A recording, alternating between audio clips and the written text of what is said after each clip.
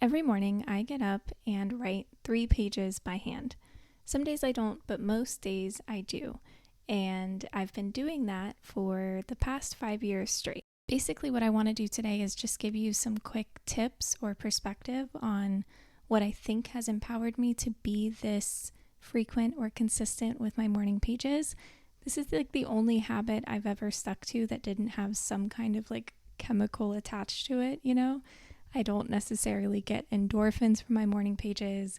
It's not caffeine, right? I don't have like as much of the negative effect that I associate with some of my other habits. Like I brush my teeth because I don't like the way my mouth feels in the morning. And it's, sometimes I do notice the feeling of having not done them. But for the most part, I just do them because they are what I do. And that's one of the only habits in my life that feels that way. And so I just want to kind of walk you through my experience with them and tell you a little bit more about what morning pages are and what benefit they might have for you. All right, so first let's cover a primer. This practice, or this name for this practice, morning pages, 3 pages a day by hand, comes from, of course, The Artist's Way by Julia Cameron. Now, The Artist's Way is like one of those things that's so everywhere, it almost becomes like an inside joke with a lot of people. You like to read some of it aloud? Okay, today I'm starting The Artist's Way. I'm gonna go on an artist date with myself to the store and get a little bit of candy and bubble bath. How is it an artist date if you're buying candy and bubble bath? Excuse me? For me personally, I did The Artist's Way in 2020, and that's kind of my first tip. I can tell you with full confidence, I never would have finished The Artist's Way, which is structured as a 12-week course. I never would have finished it if I wasn't doing it with other people. I took Miss Cameron's advice. I set up a kind of study group. I did facilitate it, which made it, good practice for what I ended up doing with my career, but also something that I had to go to. I could not bail, because other people were needing me to show up for it. I posted a link to a little Slack group. I posted a flyer to Instagram and said, if anyone wants to do this, fill out a Google form or whatever. And we did it. We met every week for 12 weeks of that summer and sat on Sundays and talked to each other about our dreams and our ideas. We did the exercises. We talked about, whether we had done the morning pages or not done the morning pages. And I think that is probably the most impactful thing to building and maintaining a morning pages habit is going through that process and kind of analyzing every week, because one of the discussion questions in the book is, did you do your pages? How many? What happened basically. And when you do that and you talk about it with other people for that, 12 weeks, 3 months, it does kind of help you see the patterns in your own life, right? You get to kind of zoom out and see from a wider perspective, or from a communal or empathetic perspective, a kind of common humanity perspective, what the patterns are, why we're disengaging. I have personally noticed that if there's something I'm avoiding thinking about or acknowledging, right? Like if I'm having a conflict with someone, or if I feel really overwhelmed and avoidant in general, I will avoid those morning pages.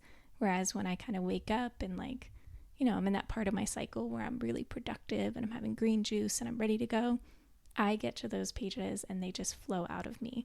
I've also, funny enough, noticed that I can kind of look back and tell, or even in the moment, I can tell how I'm feeling or how I was feeling based on my handwriting. And so, you might have that question of, do I have to write it by hand? And to that I say, there's no hard and fast rule. There's no mistakes in art. So I think you could do whatever you want to do. Julia Cameron does recommend doing them by hand, but a sneaky thing is you get to decide what size the notebook is. So if 3 college ruled pages by hand feels really overwhelming, maybe you start with a much smaller notebook. And there's also a site that I have recommended and used and loved, which is 750words.com, which is approximately the same number of words as 3 pages by hand. So if you need to type, if that's just more accessible to you, that is one recommendation that you could try. I mean, I really do credit kind of that communal experience of being with other people to, one, just finishing The Artist's Way at all. as to what's helped me maintain the habit for the last 5 years, that I think I credit more to the structure of the thing itself. So the thing I really love about morning pages, and specifically that, 3 pages a day, or that word count of 750 words if you're typing, is that because it is structured as this kind of free flow. Morning pages are not meant to be coherent. They're not meant to be smart. You're not supposed to sound smart or look smart in your pages. They're not supposed to be like profound or inspiring. They are often a brain dump for me of like my to-do list, my feelings, whatever's going on with me that day. And I really appreciate, I think, the constraint of that 3 pages, because what it does for me, and I'll tell you, this is kind of my common rhythm. Page number 1, I write the date at the top of it, and then I start by just saying where I am. So it's always like, I'm at my desk, I am at the cafe, I'm sitting in the backyard, right? So immediately I just kind of place myself in the moment. If I really don't have anything to talk about, I'll probably start looking around and being like, the leaves on the trees are changing, I'm feeling this way, last night this happened, and I'll just kind of start recounting and, diarizing the day before. It's kind of essentially become a brain dump. It's like, oh, I need to send this email, I can't forget to do this, I was just thinking about this, I saw this meme this morning that was funny, maybe I should try this. And I'm just kind of thinking to myself. And this part I think is really important, because writing is thinking, right? And I want to make another video about this, but the worst thing that you could do, as whether you consider yourself a writer or not, but the worst thing you could ever do when you want to write is to wait until you have something to say, or you feel like you have your thoughts pulled together. Writing, this is just all over, and most writers will tell you, writing is the act of figuring out what you have to say. And so for me, that first page is really just me figuring out what I have to say. Like, it's supposed to be boring and monotonous and trivial and just like blah, whatever's going on in my head. And Julia Cameron calls this clearing the channel, right? Because the Artist's Way is for artists and creative people. She credits this process to really clearing out that gunk that's happening in your head, getting it out of you so that you can do what we might consider creative work, like staring at a tree or having a really good idea or whatever it might be. Page 1 is almost always nonsense. Sometimes, and I will say usually by page 2, especially if I'm having some kind of conflict or issue or problem in my life, by page 2, I find that I almost always start like coaching myself, for lack of a better word. Like, if let's say I'm in a big conflict and I'm having an argument with someone, and I care about this person and I don't want it to be weird or whatever, but I'm having all of these thoughts, whatever's going on. Page 2 is usually where I find myself practicing self-compassion, like kind of explaining to myself, like I said before, thinking out loud, understanding my own thoughts and being like, well, it makes sense that I would feel this way. I understand why I responded the way that I did. It's not always so cut and dry, I forgive myself for, but that is essentially what I'm doing. I'm saying I forgive myself for whatever's happened. I understand why, the variables might have led me in this way. It's okay that I haven't done the dishes yet, right? I find a lot of that language, that kind of self-compassionate, self-kind language on page 2 personally. And then by the time I get to page 3, this is really, I've looked at my pages. I try not to read them that often, but I've looked at a lot of them over the years. This is like a really consistent pattern for me. By page 3, I'm almost always just like looking for things to fill the page with. And so I end up just being in like a space of gratitude. I'm like, well, I am grateful that this happened. I'm grateful that I get to live here with the love of my life and that I get to have this beautiful family and da-da-da-da. And I always end on thank you, God, because that's my practice. But of course, whatever works for you that are watching this, right? And so being able to get from total scribbles in the mind, right? Being able to go from that place of just sheer chaotic brain dumping all the way through to, you know what, I'm grateful for this, I'm grateful for that. And to be able to do that nearly every morning for the last 5 years has, changed my brain chemistry, right? I don't have a scan to prove it, but I know that it has. And I've, said earlier, it's a little bit different than brushing my teeth, because when I don't brush my teeth, I can sense it.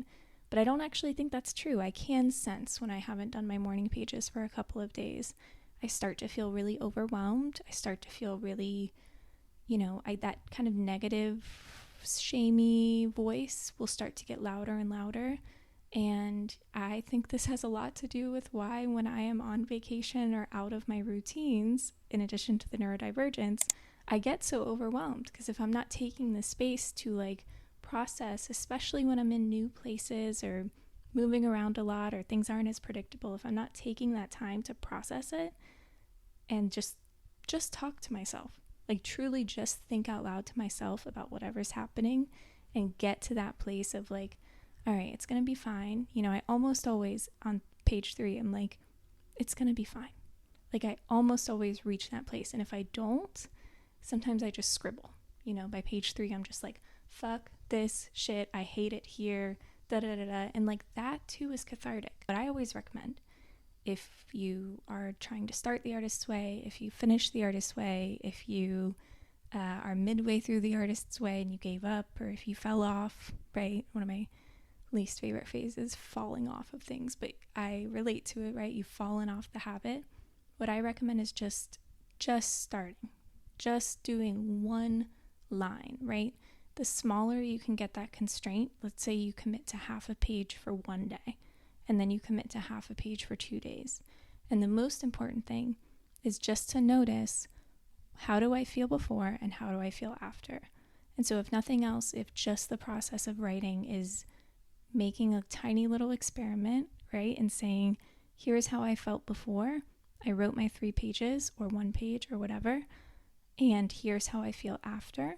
And if you can just notice what happens, and then try it on a day where you don't do it. Here's how I felt. Here's a day where I did do it. Here's how I felt. And like whether you're doing that in little numbers or you're like jotting down a word every day or whatever, we do have, as artists and creative people and neurodivergent people, we have an incredible amount of pattern recognition at our fingertips. And you can apply that pattern recognition to your own life. And if you start to notice that something feels good and you enjoy doing it and it helps you in your work or in your life, it's a little bit easier to get to that thing. A bit easier even to, I think, respond to the resistance that might come up. Like I said, I will avoid morning pages like nobody's business when I'm overwhelmed or when there's something I don't want to confront.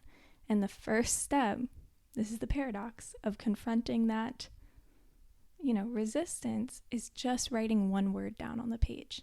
And so you're allowed to fill up 3 pages or 750 words or 1 page or whatever. There's no mistakes in art. You can do whatever you want, but you're allowed to fill that constraint with you writing, this is bullshit, I don't want to do this, over and over again.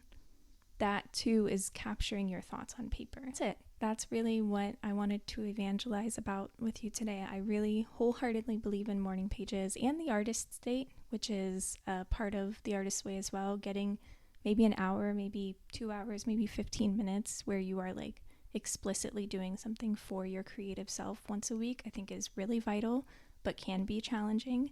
Those morning pages take me 25 minutes. And so if you have like 25-ish minutes, or if you don't have that, maybe you want to go smaller. But it's kind of that thing like they say about meditation, right? The people who don't have time to meditate probably need it the most.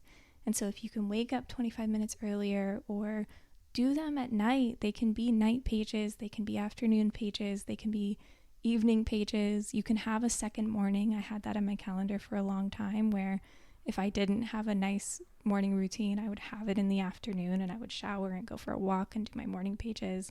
And I'd be like, okay, I'm starting the day over. I'm allowed to do that. All of these things can help you just do the thing that's really important, which is just starting to write things down. That's it. I just wanted to tell you that morning pages have changed my life, and doing them pretty consistently for the last 5 years has developed my personal canon. I understand myself better now than I did before. And if you can manage to try it out, I highly, highly recommend it. So thank you for watching. I'm trying to get back into YouTube. So if you like this video, please comment and subscribe or whatever you do here. And I'll see you soon.